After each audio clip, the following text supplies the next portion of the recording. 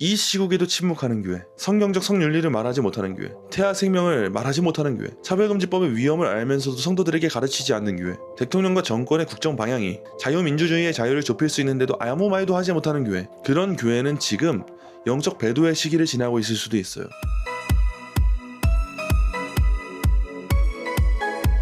반갑습니다. 신학과 신앙의 노승주입니다. 오늘은 긴박한 마음으로 영상을 준비했습니다. 최근 발표된 이재명 정부의 123대 국정과제를 보면서 전 단순하게 차별금지법이 또다시 발의되겠구나, 이 정도의 아니란 생각에서 멈출 수가 없었습니다. 그리고 대체 우리 한국 교회들은 언제까지 이렇게 안일하게 있을 것인지 통탄하는 마음을 다시금 갖게 되었습니다. 여러분, 문제는 차별금지법 하나가 아니에요. 차별금지법, 낙태 문제, 성윤리 문제, 성평등 정책, 민주시민교육, 개헌, 국가주도의 인권 담론, 문제가 너무 많습니다. 이런 것들이 하나하나 따로따로 떨어진 이슈처럼 보이지만 사실 밑바닥에 거대한 하나의 흐름이 있어요. 여러분 꼭 한번 읽어보시기 바랍니다. 그 흐름 안에 여러 가지 세계관이 있겠지만 이런 것들이 핵심이죠. 인권은 누가 정의하는가? 생명은 누가 결정하는가? 성별과 가정의 의미는 무엇인가? 국가가 과연 어디까지 개인과 그 부모와 교회의 권한을 침범할 수 있는가? 오늘은 이 영상을 국정과제 자료집 제가 일부를 함께 여러분들과 공유하면서 진행하도록 하겠습니다. 자, 먼저 6페이지를 보시죠. 여러분, 여기 먼저 자료집 6페이지를 보시면은 국정과제가 무엇인지를 설명하고 있어요. 보세요. 자료집에서 잘 보면 국정과제를 향후 5년간 국정 운영의 방향을 제시하는 나침반이래요. 나침반. 그리고 국가 운영의 청사진이라고 말하고 있어요. 또 정부가 추구하고 있는 가치와 정책 방향성을 집약한 종합계획이다. 그리고 정책 설계와 집행과 평가의 기준점이 된다 라고 설명하고 있어요. 여러분, 그러니까 이 말이 무슨 뜻이냐면 이 자료집은 그냥 홍보물이 아니라는 거예요. 우리 이런 것도 하고 있고 이런 것도 하고 있어, 홍보물이 아니라는 거예요. 앞으로 이 정부가 이제 1년밖에 안 됐는데 어떤 가치와 기준을 가지고 법과 제도와 문화와 교육을 움직일 것인가를 보여주는 것이 이 자료인 거예요. 그래서 교회는 이 문제를 가볍게 생각하면 안 됩니다. 우리는 우리가 지닌 기독교 세계관이라고 하는 렌즈를 끼고 나서 이 자료집을 보며 평가하고 분석하고 물을 수 있어야 돼요. 과연 이 정책들은 어떤 인간관을 전제하고 있는가? 이 법이 결국 어떤 도덕을 가르치고 싶어 하는가? 이 교육은 우리 다음 세대들에게 어떤 세계관을 심어주는가? 이 자료에서 말하고자 하는 인간 담론은 하나님의 형상으로서의 그 천부 인권으로서의 인간의 권리를 말하고 있는가? 아니면 하나님 없이 자신을 스스로 재정의하는 그 인간관을 제시하고 있는가? 이번에 출간된 제 책 프레임을 이기는 교회에서 강조했던 핵심도 바로 이 내용이었어요. 여러분, 법이라고 하는 것은 중립이 아닙니다. 모든 법 뒤에는 그것이 의도했든 의도하지 않았든 간에 그 법을 제정하고 싶어하는 이들의 세계관이 숨어 있어요. 차별금지법을 생각해 보세요. 차별금지법은 거룩한 구별을 부당한 차별이라고 하는 해석으로 전환시킵니다. 이런 법이 발의가 되고 만약에 입법이 되고 실제로 이 법이 제정이 되었을 때 이 법은 각 개개인의 도덕과 양심을 형성합니다. 이런 법이 제정이 되어서 도덕이 될 때 개개인의 양심의 자유가 침범당하게 됩니다. 개개인의 양심의 자유가 위협받게 됩니다. 그러므로 여러분, 이 국정과제 꼭 읽어보시고 그냥 단순하게 이렇게 하려고 하는구나 이렇게 생각하시면 안 돼요. 제가 이 영상에서 다루는 것도 단순히 정치 논쟁을 다루는 게 아닙니다. 지금 분명한 세계관 전쟁이 이루어지고 있다. 교회는 알아야 된다. 이걸 전달하기 위해서 긴박하게 이 영상을 찍게 됐습니다. 자, 여러분, 이어서 자료집을 보시도록 하죠. 자, 자료집 17페이지, 18페이지 보시면은 국정목표 4에 기본이 튼튼한 사회가 나옵니다. 이 안에는 누구나 존중받는 일터, 내 삶의 기회를 여는 성평등, 각자의 가능성을 키우는 교육 같은 추진 전략이 포함되어 있어요. 그리고 자료집을 보시면 차별과 배제가 없는 일터, 노동기본권, 성재생산 건강권 보장 등을 말하고 있어요. 자, 여러분, 이때 주의하셔야 돼요. 좋은 단어일수록 그 밑에 깔린 세계관을 보셔야 돼요. 단어만 보면 좋은 게 얼마나 많아요. 존중, 인권, 평등, 차별 방지, 안전, 권리. 누가 이런 단어를 싫어하겠어요? 저도 이런 단어들 좋아합니다. 들어서 기분이 나쁘지가 않아요. 하지만 문제는 이 단어 자체가 아니에요. 이 밑에 깔린 세계관이에요. 우리가 그걸 파악해야 돼요. 자, 오늘날 차별금지법적 세계관은 우리한테 이런 질문을 하죠. 동성애를 죄라고 말하는 설교는 혐오 표현이 아닙니까? 자, 남자와 여자로 인간이 창조되었다고 말하는 그 교리교육은 차별이지 않습니까? 한 남자와 한 여자의 결혼을 온전한 결혼 제도라고 말하는 부모의 교육은 명확한 인권 침해이지 않습니까? 기독교 학교가 건학 이념에 따라서 성경적 성윤리를 말하는 것은 학생 인권을 침해하는 것이지 않습니까? 여러분 이게 바로 무서운 지점이에요. 기독교는 사람을 혐오하지 않아요. 동성애자도 하나님의 형상으로 지음받은 존재예요. 성 정체성의 혼란을 겪고 있는 청소년도 조롱의 대상이 아니에요. 그들은 모두 복음이 필요한 영혼이에요. 그러나 사람을 존중하는 것과 그 존재를 존중하는 것과 죄 자체를 의롭다고 승인하는 것은 굉장히 다른 문제입니다. 성경은 죄인을 사랑하라고 명령하지만 죄를 축복하라고 명령하지 않아요. 차별금지법의 진짜 위험한 요소가 바로 여기에 있는 거예요. 성경적 구별을 혐오라고 부르죠. 회개의 언어를 폭력이라 부르죠. 창조 질서를 차별이라고 부르죠. 교회가 이 지점에서 침묵하면 어떻게 될까요? 만약 진짜 차별금지법안 이제 대통령이 나서가지고 그런 나라 만들겠다고 하잖아요. 이 차별금지법안이라고 하는 게 제정된다면 교회가 어떻게 되겠습니까? 유럽에 있는 많은 교회들의 사례를 볼 때 동성애가 죄다라고 하는 설교를 했다가 감옥을 가요. 벌금을 물어야 돼요. 그럼 자연스럽게 설교자들이 그러고 싶지 않겠지만 침묵하게 되는 것이 현실이지 않겠냐는 거예요. 이런 말하면 맨날 음모론이다. 그런 경우가 어딨냐 가져와 봐라. 그런 말을 하는 게 차별금지법이 아니다. 이런 소리 하지만 실제 사례가 말해주고 있는데 제발 그런 말 좀 그만하세요. 설교가 위축되면 어떻게 되겠습니까? 교리 교육 위축되겠죠. 부모가 자녀한테 말하는 것도 두려워지겠죠. 학교에서는 부모가 그렇게 가르치면 안 된다고 말하니까 부모도 말을 못하죠. 아동학대가 돼버릴 텐데. 그러면 당연하게 사역자들 어떻게 하겠습니까?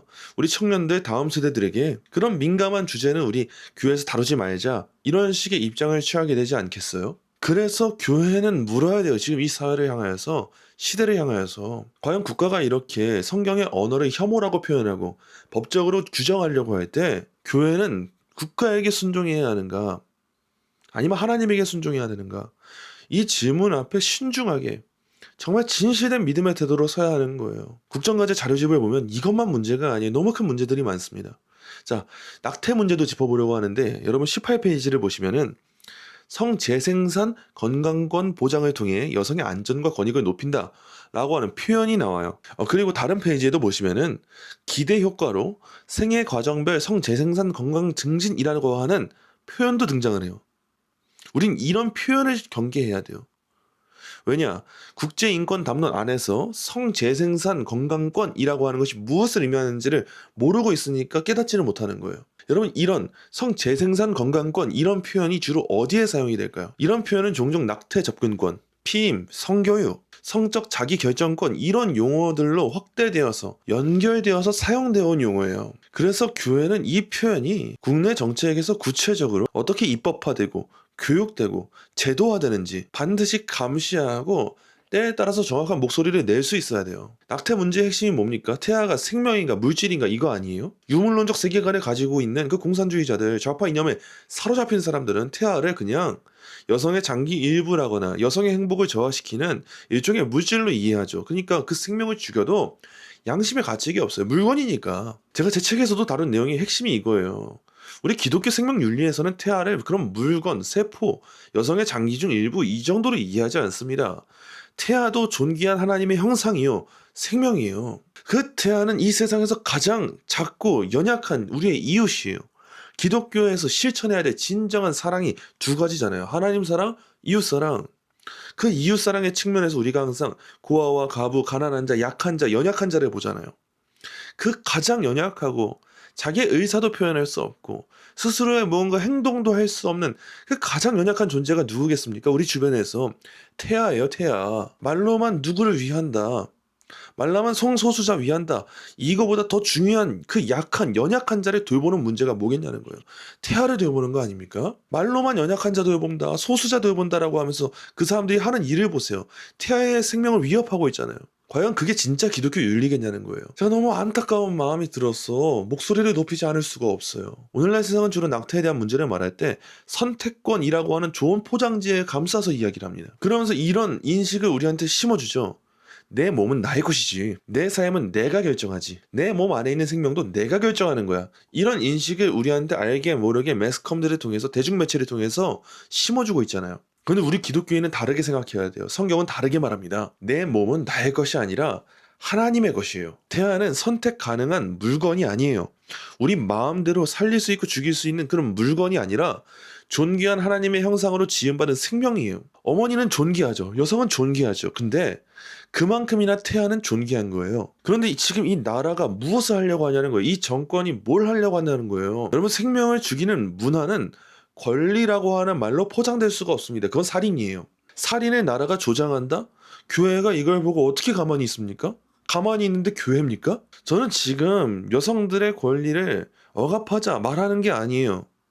진짜 권리가 뭐예요? 하나님의 사람답게 살도록 하는 거. 그게 진짜 권리 아닙니까?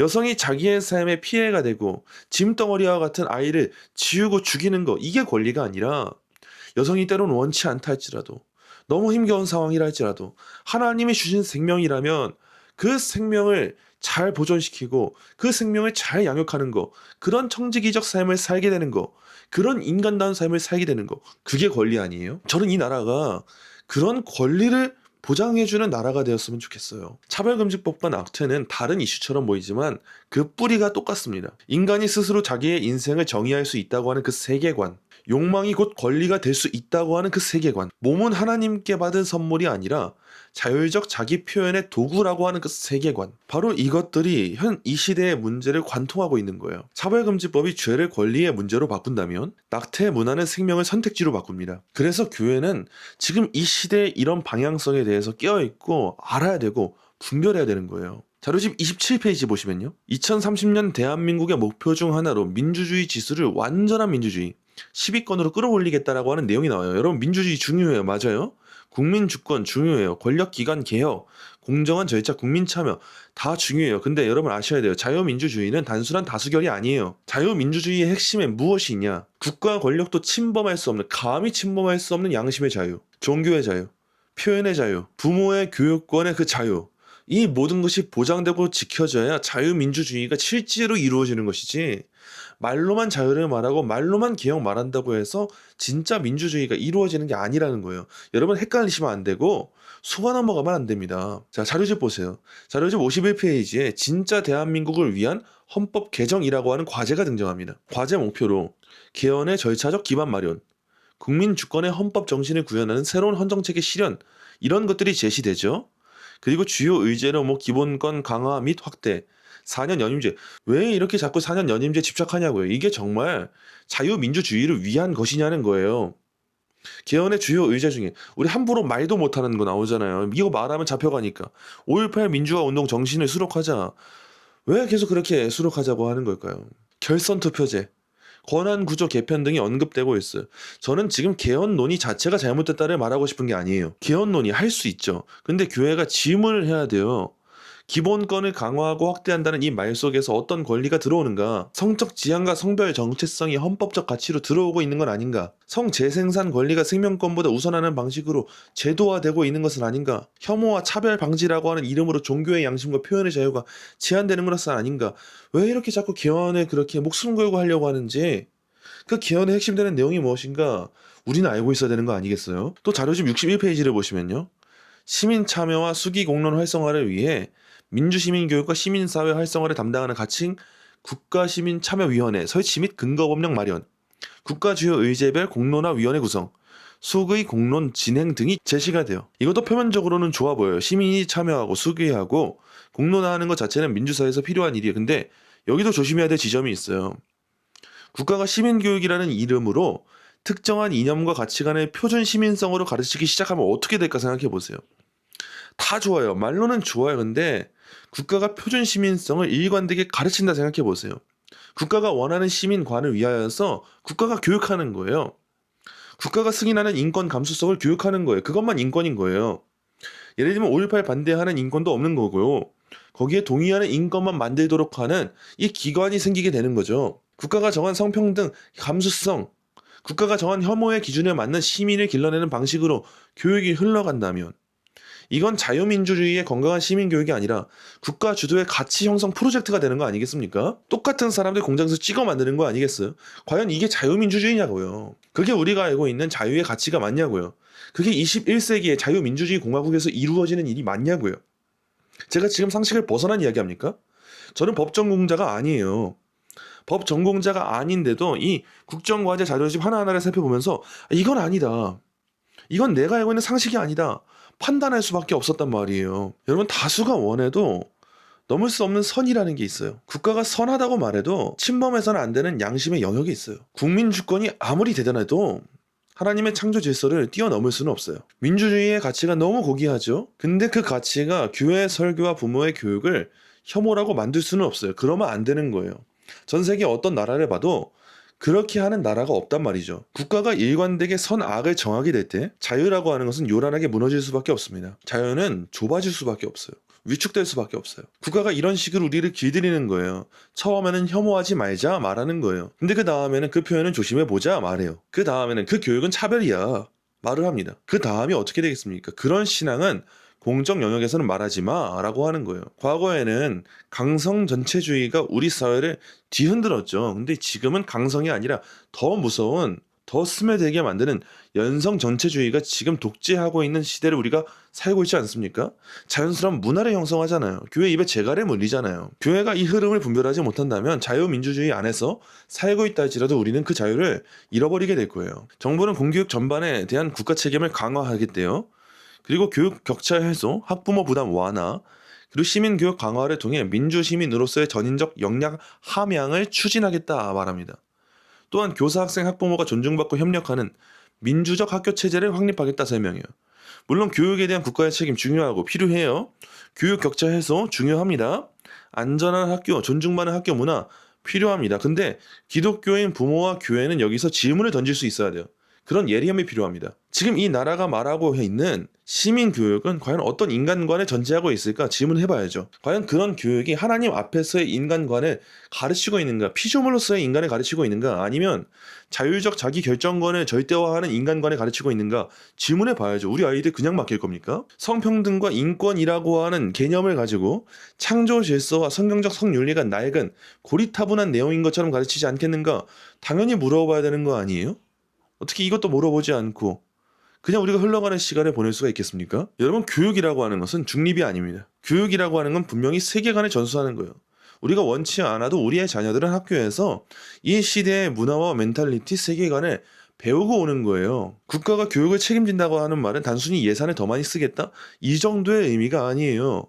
그냥 딱 표면적으로 봤을 때 와, 국가가 더 많이 가르쳐주겠구나, 우린 좋아할 수도 있겠지만 그 국가가 이상한 국가라면요, 그 국가가 가지고 있는 세계관이 반성경적인 가치관을 내포하고 있다면요, 그것이 바로 이 종교의 자유와 양심의 자유를 훼손시키는 방향을 향해서 가고 있다면요, 우리 아이들이 아무것도 모르고 있는 상태에서 그냥 단순하게 이 시대의 문화를 그렇게 답습하게 될 때 그럼 어떤 일이 펼쳐지겠습니까? 우리는 꼭 질문해야 돼요. 그 교육 안에 어떤 가치가 담겨 있는가? 어떤 인간관이 들어가고 있는가? 어떤 도덕 감각이 우리의 다음 세대를 교육하고 있는가? 질문해야 되는 거 아니겠어요? 여러분, 우리의 다음 세대는 비어있는 백지, 그런 종이가 아니에요. 우리 아이들은 이미 많은 것을 배우고 있습니다.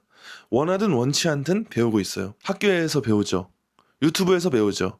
친구들에게 배우죠. 쇼폼에서 배우죠. 국가 정책의 방향 속에서도 배우는 거예요. 이런 시대 가운데 교회가 민감한 사안에 대해서 우리가 잠깐 접어두자, 분란 만들지 말자, 이런 식으로 문제를 피해버리면 어떻게 되겠습니까? 이런 현 사안에 대해서 말할 수 있는 공동체가 교회밖에 없는데 세상 모두가 왜곡된 렌즈를 끼고 있잖아요. 타락한 렌즈잖아요. 아무도 말 못해준다고요. 대단한 정치인이라 할지라도, 정치적으로 우리와 관점이 같다 할지라도 기독교인이 아니면 보지 못하는 세계가 있단 말이에요. 진정한 의의 가치에 있어서, 진리의 가치에 있어서는 교회만이 알고 있는 게 있는데 그 교회가 세상을 향하여 말하지 못한다면, 빛과 소금의 역할을 감당하지 못한다면 어떻게 어둠이 달아나고 어떻게 맛을 다시 한번 회복시킬 수 있겠습니까? 결국 그 결과가 뭘까요? 우리 다음 세대는 성경으로 답하는 법을 배우지 못하게 되겠죠. 성경의 안경을 가지고, 렌즈를 가지고 세상을 해석하지 못하겠죠. 대신 반대가 되겠죠. 세상의 언어로, 세상의 렌즈로 성경을 재단하겠죠. 이건 말이 안 돼, 과학적이지 않아, 이건 창조 이론, 창조론 받아들일 수 없어, 남성성과 여성성 시대착오적이야, 동성애를 죄라고 말한다고? 아니, 그럴 수 없어, 이거는 혐오 표현이야, 이렇게 성경을 해석하겠죠. 그래서 여러분, 교회가 깨어나야 되고 부모가 깨어나야 됩니다. 교회 학교가 그냥 아이들 웃고 떠드는 프로그램 하는 거에서 만족하면 안 돼요. 우리 아이들의 실제적인 세계관을 형성해야 돼요. 우리 아이들 일주일 내내 학교 다녀옵니다. 거기서 세속 세계관을 많이 배워와요. 교회 잠깐 와서 주일에 딱 한 번 1시간? 그 1시간도 공과하죠, 뭐하죠, 그냥 웃고 떠들고 그냥 집에 가버려요. 행사하고 끝나버린단 말이에요. 교리 교육도 배우지 못하고 말씀 배우지 못하고 창조 타락 구속의 렌즈가 없는 상태로 그냥 한 주간의 삶을 다시 보내게 된다면 말씀 묵상 안 하죠. 핸드폰만 보고 있죠. 친구들한테 만나가지고 그 세계관에 배우고 있죠. 학교에선 인권교육이라고 하는 명목하에 아이들 예의 없게 만들고 있죠. 그럼 우리 아이들 뺏겨버리는 거예요.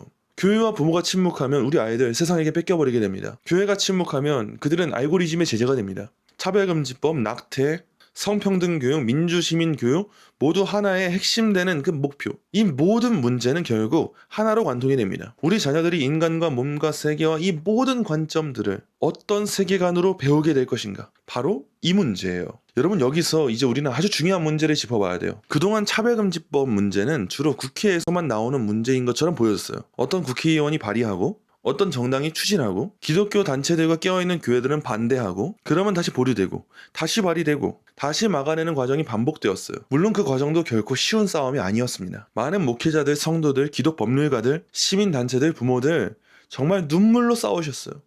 많은 교회들이 알지 못하는 그때에도 눈물로 섬기고 헌신하는 일꾼들이 있었어요. 그들이 막아냈죠. 그들이 하나님의 은혜 가운데 귀히 쓰임받는 통로가 되었죠. 기도했죠. 설명했죠. 설득했죠. 추진했죠. 성도들을 깨웠죠. 국회 앞에 섰죠. 얼마나 많은 일들을 감당해 오셨습니까? 여태까지 우리나라가 차별금지법이 그렇게 수없이 많이 발의되었음에도 불구하고 통과되지 않을 수 있었던 이유는 그 깨어있는 남은 자들, 그 교회들이 정말 치열하게 막아냈기 때문에 지금까지 막아왔던 거예요. 근데 여러분 지금은 그 국면이 달라지고 있습니다. 너무 중요한 시기예요. 이전에는 국회의원들의 입법 시도로 차별금지법 문제가 우리 곁에 다가왔다면 이제는 대통령이 대놓고 정부의 국정 과제로 국가 운영의 방향으로 정책의 언어송에서 이 차별금지법을 거론하기 시작했어요. 대통령이 직접이요. 여러분 이 차이를 결코 가볍게 봐서는 안 됩니다. 국회의원 몇 명이 발의하는 법안과 정부가 국가 운영의 방향으로 설정하고 있는 이 정책의 무게는 그 무게감이 다를 수밖에 없어요. 앞서 본 것처럼 국정과제 자료집은요, 국정 운영의 방향을 제시하는 나침반과 같습니다. 그 말은 바로 이런 뜻이에요. 이제 이 문제는 단순한 법안 하나의 문제가 아니라 국가가 어떤 인권 개념을 기준으로 삼을 것인가, 국가가 어떤 성윤리를 제도화할 것인가, 국가가 어떤 인간관을 국가 행정의 문제에 도입할 것인가 라고 하는 문제가 되었다는 거예요. 여러분 정말 교회가 여기서 아니라면 안 됩니다. 설마 그렇게까지 되겠어? 대한민국에 그런 나라가 되겠어? 차별금지법이 통과돼도 교회 설교까지 건드리겠어? 너무 과민 반응하는 거 아니야? 여태까지 이렇게 외면해온 시간이 얼마나 길었습니까? 여러분 바로 그 안일함이 가장 위험합니다. 작용하던 교회들에게 속지 마세요. 그 좌파 사역자들에게 속지 마세요. 역사는 언제나 이렇게 흘러갑니다. 처음에는 설마로 시작해요. 근데 그 다음에 어떻게 됩니까? 이미 늦었다로 끝나버리잖아요. 설마 하다가 이게 뭐야 이미 늦어버렸네 이렇게 끝나는 게 역사 아니었습니까? 교회가 설마라고 말하는 동안 세상은 이미 법을 만들고 있습니다. 교회가 조용히 있자고 말하는 동안 국가는 교육의 언어를 바꾸고 있어요. 교회가 분열을 피하자고 말하는 동안 다음 세대는 다른 복음, 다른 인간관, 다른 성윤리를 배우고 있어요. 이제는 정말 물어야 돼요. 정말 이런 시국이 됐는데도 여러분 침묵하시겠습니까? 여러분 침묵은 중립이 아닙니다. 저는 오늘 이 부분을 조심스럽지만 분명히 말해야 될 것 같아요. 한국교회 안에는 오래전부터 이 문제를 안일하게 바라봐오는 흐름이 있었어요. 그러니까 아직도 무지한 교회들이 많죠. 아직도 용기 내지 못하는 교회들이 많죠. 왜요? 괜찮을 거야. 설마 해오는 흐름들이 이 한국교회 문화를 조장하고 있었으니까요. 특히나 신학적으로, 정치적으로, 문화적으로 작용화된 교회들은 차별금지법 문제 앞에서 항상 이렇게 말해왔어요. 그렇게까지 위험하지 않다. 기독교가 지금 너무 과장하고 있다. 그거 음모론자들이다. 교회가 혐오 이미지를 벗는 것부터가 우선이다. 사회적 약자를 보호하는 법안인데 왜 법안을 읽어보지도 않고 반대하느냐. 사랑의 종교인 기독교는 이 차별금지 법안에 반대하면 안 된다. 여러분 이런 말들은요. 이 문제, 이 법안의 핵심을 보지 못하는 거예요. 무지한 겁니다. 이런 말로부터 귀 닫으세요. 더 이상 흔들리면 안 됩니다. 지금 그럴 때가 아니에요. 이런 좌파 사역자들에게 왜곡된 시각에 우리가 사로잡히면 안 돼요. 그 프레임을 벗어나야 됩니다. 차별금지법을 반대하는 교회가 언제 사람을 혐오하고 미워했습니까? 아니요. 그런 적 없습니다. 차별금지법을 반대하는 것은 성소수자를 혐오하는 게 아니에요. 이 프레임으로부터 우리가 자유해야 돼요. 우리가 언제 사회적 약자를 보호하기 싫어했습니까? 교회가 언제 시대를 거스르는 완고한 집단이었습니까? 우리가 지금 이 법안을 앞두고 반대하고 있는 것이 무엇입니까? 국가가 성경적 구별을 혐오로 표현하고 있는 이 구조. 국가가 지금 교회의 이런 회개의 언어를 폭력으로 몰 수 있는 그 구조. 국가가 부모의 신앙 교육과 기독교 학교의 권학 이념을 차별로 표현할 수 있는 그 구조. 바로 이 구조를 우리가 지적하는 거 아니에요? 근데 이 문제를 알면서도 말하지 않는 교회들이 있어요. 왜 말하지 못하겠습니까? 성도들의 평가가 두려워요. 대중의 시선이 두려워요. 언론의 프레임이 두려워요. 청년들이 떠날까봐 두려워요. 극우 교회라고 하는 말을 들을까봐 두려워요. 이해합니다. 어떻게 우리가 완벽할 수 있겠고 어떻게 우리가 떳떳하겠어요.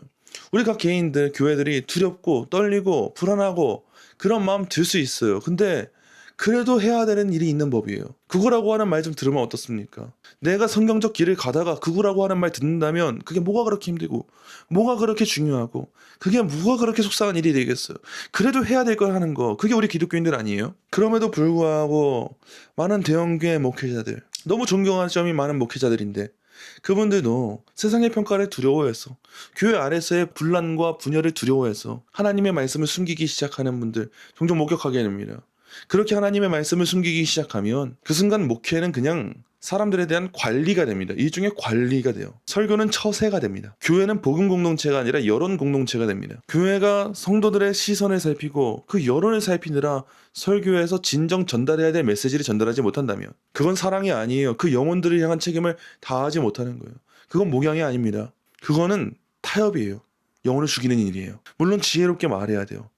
사랑이라고 하는 이름으로 사람들에게 폭력을 가해서는 안 돼요. 근데 그 지혜라는 말이 침묵을 뜻하지 않습니다. 온유하다는 말이 비겁함을 뜻하지 않습니다. 사랑한다는 말이 죄를 축복한다는 뜻은 아니에요. 오늘날 한국교회 일부는 사랑이라는 이름으로 진리를 숨기고 있습니다. 환대라고 하는 이름으로 회개를 지우고 있습니다. 사회정의라는 이름으로 하나님의 공의를 대체하고 있어요. 약자 보호라는 이름으로 죄와 생명과 가정의 문제를 흐리게 만들고 있어요. 여러분, 이건 단순한 정치적 입장 차이가 아니에요. 복음의 중심이 흔들리고 있다는 거예요. 그리고 이제 더 민감한 문제지만 꼭 짚어야 될 문제가 있습니다. 이 시국에도 이런 국정과제가 발표되고 있는데도, 차별금지법적 언어가 국회 안에 들어오고 있는데도, 차별금지법적 언어가 국정 방향으로 들어오고 있는데도, 성재생산 건강권이라고 하는 언어가 우리 곁에 흘러 들어오고 있는데도, 민주시민교육과 국가주도 인권 담론이 강화되는 흐름 속에 있는데도, 그럼에도 불구하고 아무 문제 없이, 그래도 지금 대통령이 옳지, 그래도 이 정권이 옳지, 그래도 민주당이 옳지, 교회는 이런 문제는 말하면 안 돼, 그건 정치적인 거야, 이렇게 말하는 성도가 있다면 스스로에게 물어봐야 돼요. 여러분, 지금 무엇을 기준으로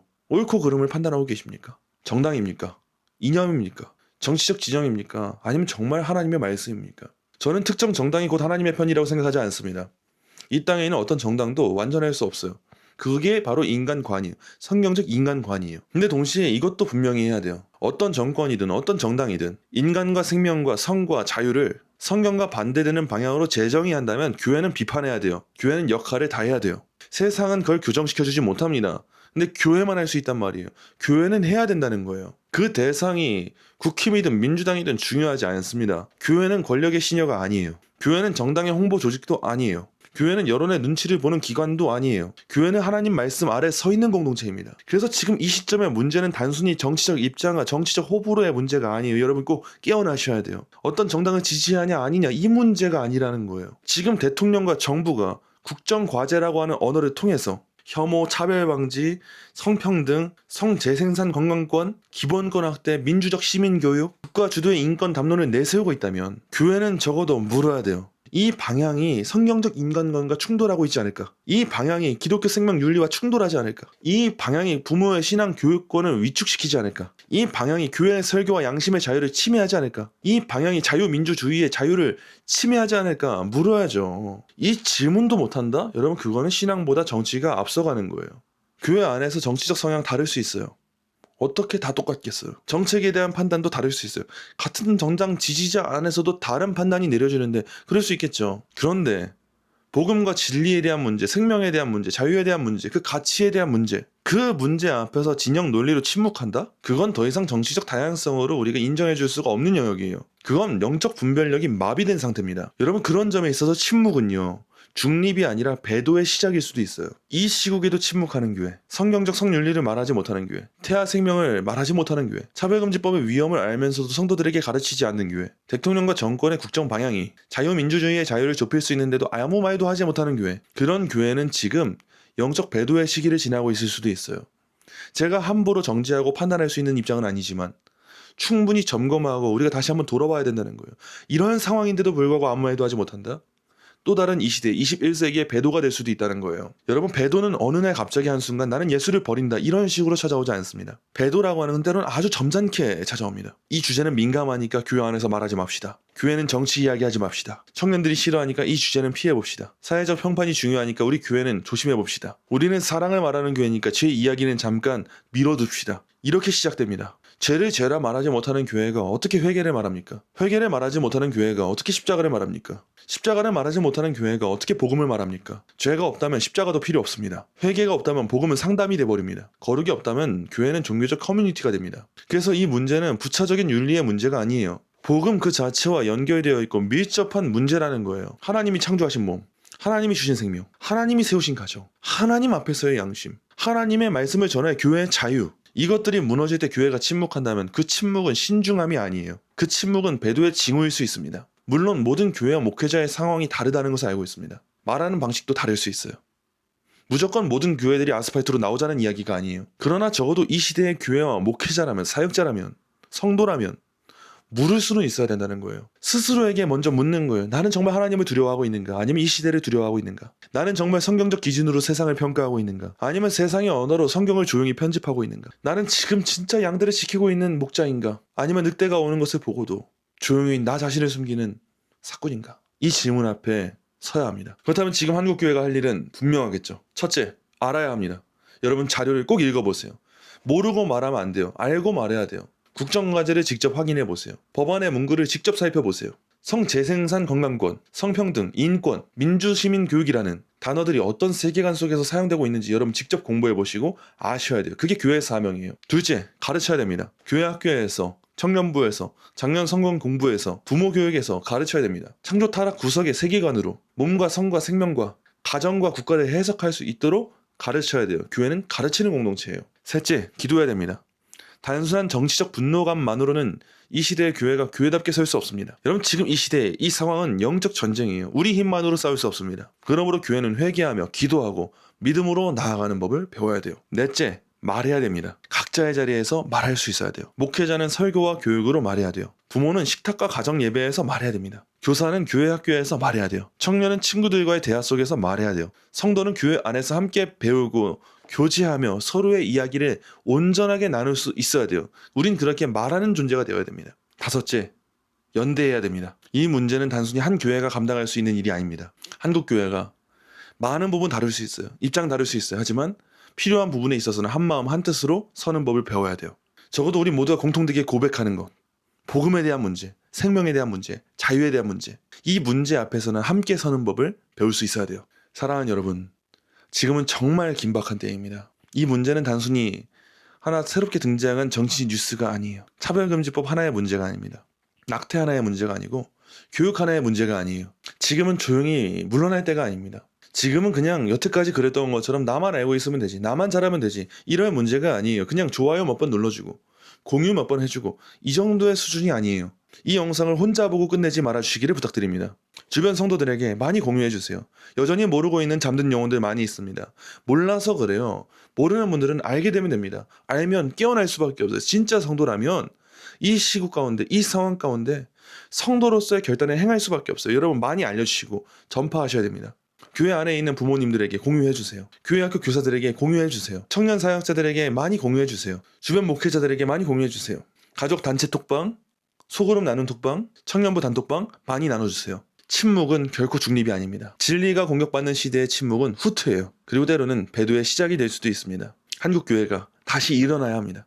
사람을 사랑하되 죄를 축복하지 않을 수 있는 교회로, 상처 입은 영혼을 품되 거짓을 진리라 부르지 않는 교회, 국가를 존중하되 국가를 하나님처럼 섬기지는 않는 교회, 다음 세대에게 성경적 세계관을 전수할 수 있는 교회, 그런 교회가 지금 이 시대에 필요합니다. 이 영상을 보게 되시는 여러분이 그런 교회로, 이 시대의 문화를 이길 수 있는 교회로 그렇게 설 수 있기를 간절히 소망합니다. 그리고 저와 같은 고민이 있는 분들께서는 제가 쓴 책입니다. 최근에 출간된 책인데 프레임을 이기는 교회라고 하는 책입니다.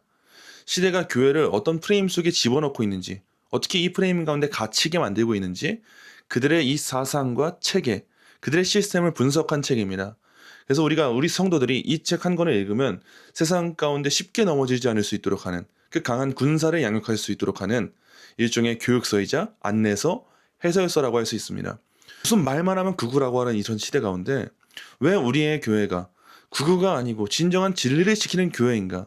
왜 우리가 바른 길로 나아가고 있는 것인가? 바로 그 내용을 담은 책입니다. 여러분 함께 이 책을 읽어보시면서 이 시대를 향한 귀한 사명에 동참하시는 여러분 되시면 좋겠습니다. 오늘 영상 끝까지 시청해주셔서 감사합니다. 우리 주님이 이기셨기 때문에 우리의 교회는 이길 것입니다. 여러분 담대하게 믿음 잃지 않고 끝까지 완주하시는 저와 여러분 되시기를 간절히 소망합니다.